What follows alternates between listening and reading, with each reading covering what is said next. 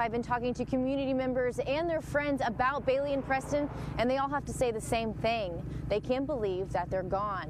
Well, no doubt you've noticed it. We sure have. Posts from local sheriff's office and police departments flooding your Facebook feed. And now this virtual outreach isn't just to catch criminals, it's to bridge the gap between police officers and the public. Well, Carly, you can see right here in these tire tracks that the driver went through this yard, destroying trees, hit that basketball goal, and then eventually stopped inside their home. Luckily, no one was home. Well, here's a look along Broadway in Cape Girardeau. It's one of the main drags, and as you can see, it's pretty clear right now. But once you get out to those big side roads in the neighborhoods, they look a lot like this, untouched by plow trucks. Well, Carly, we haven't had much trouble driving around, but we've also been going considerably under the speed limit. And the roads are still, they're still slick, and there's a lot of slush on the grounds. Now, I was driving out earlier, if you look at this video that I shot. Action Sports in Paducah is selling these shirts for $10, with 100% of the proceeds going to the victims and their families. I was there this morning before the doors were technically even open, and there was already people inside lined up all the way out.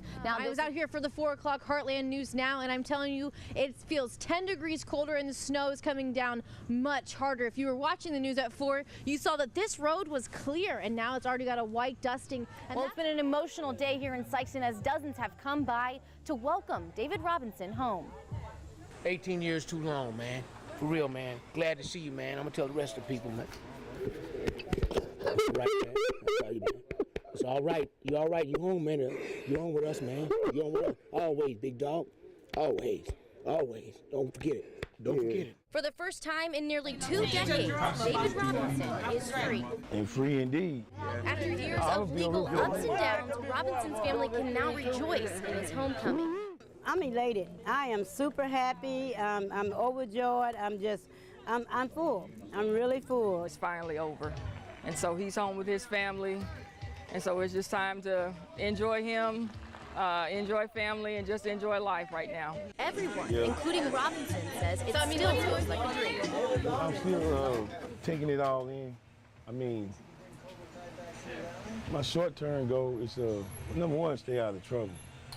I mean, the last 17 years and 9 months and 1 week today, I can't do that again. I mean, I don't want to do it again. And he says his family's support will help him adjust. It's a lot that happened and a lot that went on, I mean, but we still together. We believe in David. We believe in David. Robinson tells me the first thing he did when he got to Sikeston was visit the family cemetery. So I went to the graveyard to see a lot of the people that deceased while I was gone away, but I don't know. He's also meeting family for the first time. Good night, this Mr. King. Who's the man?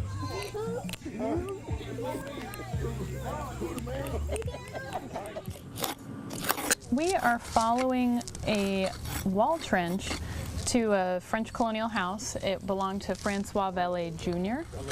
And now it's just a stain in the ground full of artifacts. Dr. Tamira Brennan is helping with an archaeological dig in St. Genevieve on her own time. Now I'm on vacation for 2 weeks working just for fun, just because it's a cool site, it's something different to do, and it's a chance to get into the dirt. This is the second year crews have excavated on this property. Executive Director of New France, the other colonial America, Jeff Giuliano, tells me the more they find, the better understanding they can have of the life Francois Valet Jr. and others from the time period lived. That's why we have this dig going on right now, is to continue expanding that information that we have to work with.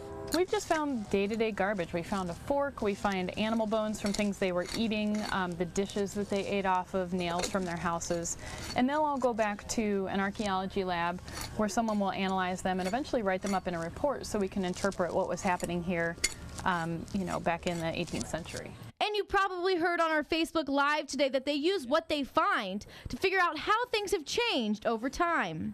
You're just creating a series of stories, and there's the stories that the ground, you know, the features tell, and then there's the stories that the artifacts tell. And of course, this is the same story that garbage from your own trash can would tell today. You know, your choices, your habits, your family secrets, all of it's in your garbage, and it's in their garbage too. Dr. Brennan says 2 weeks of digging is just a small fraction of their research.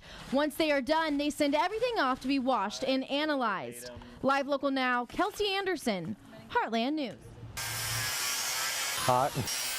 It's a feeling we all know too well. It'll get hotter. Troy Heiser is a roofer and has been for 14 years. And this morning on the roof, the temperature was higher than 150 degrees and rising. Crazy, ain't it? We'll polish the water cooler off almost a day, or sometimes before the day is over. He says if you work outside or are just out in the yard, you need to know your body. Take it slow and steady.